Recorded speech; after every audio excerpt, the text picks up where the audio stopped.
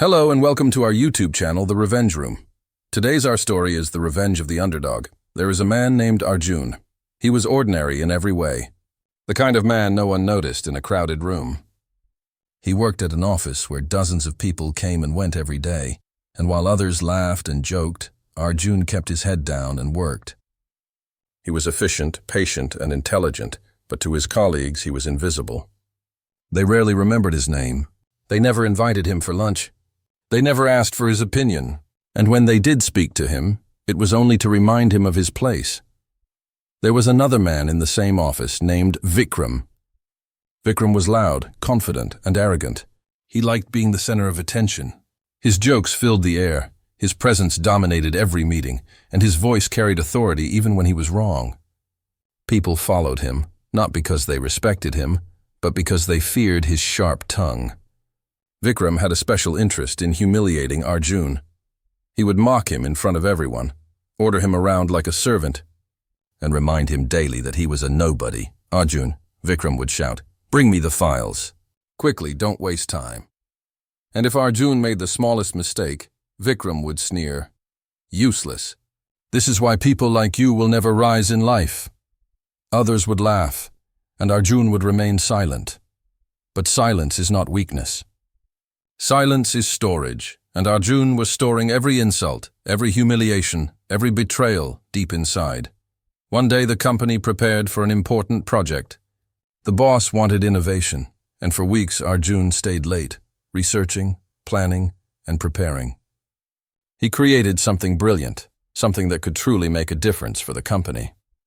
But when the day of the presentation arrived, it was Vikram who stood in front of the boardroom with Arjun's work in his hands. He presented it as his own, word for word, slide by slide, idea by idea. The boss clapped. "Excellent work, Vikram. This is exactly what we need." Vikram smiled confidently and said, "Thank you, sir." Of course, Arjun only helped with typing and paperwork. Arjun's heart sank. The applause that should have been his was stolen again. That day, something shifted inside him. He had endured long enough. He realized that no one would hand him justice. If he wanted it, he would have to take it. From that day onward, Arjun began watching. He observed Vikram closely, studying his patterns. He noticed how Vikram left the office late at night, always carrying files no one else touched. He noticed how Vikram's phone buzzed with suspicious messages and how he quickly hid them when anyone came near. He noticed financial reports that never quite balanced and accounts that seemed too clean to be real. At home, Arjun's quiet life hid another side of him.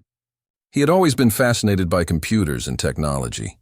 He knew how to dig into data, how to find what was hidden, how to connect dots others ignored.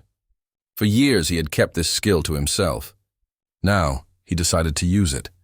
Night after night, he worked in the glow of his laptop, digging through reports, tracing transactions, and piecing together a puzzle no one else could see. What he found shocked him but also gave him power.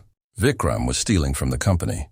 For years, he had been moving money into hidden accounts, covering it with forged documents, charming the bosses, and distracting colleagues with his loud personality. Arjun now held proof, files, numbers, emails, everything that could destroy Vikram. He didn't rush. He knew revenge required patience, so he began slowly. Anonymous messages appeared in the inbox of senior managers. Questions were raised about small discrepancies. A document here, a figure there, small enough not to cause panic, but large enough to create suspicion. Vikram laughed it off in the beginning. "Someone must be jealous," he told his colleagues. "They're trying to pull me down."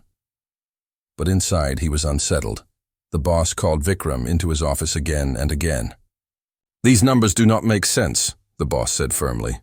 "Explain them." Vikram fumbled with excuses, blaming the accounting team, blaming software errors, blaming anyone but himself. The more he spoke, the more the boss doubted him. Arjun remained silent through it all, never speaking a word, but watching, waiting. Vikram began losing his confidence. The once fearless man now looked over his shoulder. His voice lost its power. His laughter sounded hollow. The office that once admired him began whispering behind his back. Finally, the day came when everything collapsed. Vikram was summoned to the boardroom. The table was covered with documents, Every forged signature, every fake transaction, every stolen rupee exposed. The boss's voice thundered. Vikram, you have betrayed this company. Do you deny it? Vikram's face turned pale. No, sir, it's not like that. Someone is framing me. These documents are lies. The boss slammed his hand on the table. Enough, we have proof. Years of theft.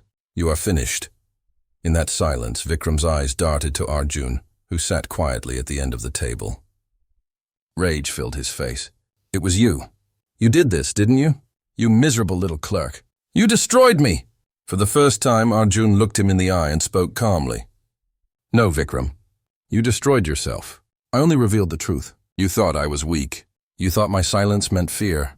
But silence gave me strength, and patience gave me power. Vikram screamed, You will regret this. As security guards entered the room, the boss pointed at the door. Take him away. He is finished here. Vikram struggled, but his empire had crumbled. He was dragged out of the office in disgrace.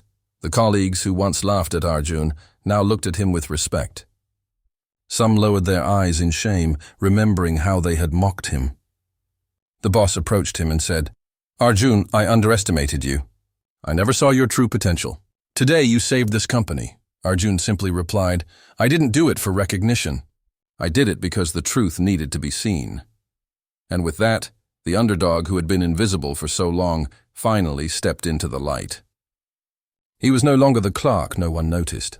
He was the man who brought down the tyrant.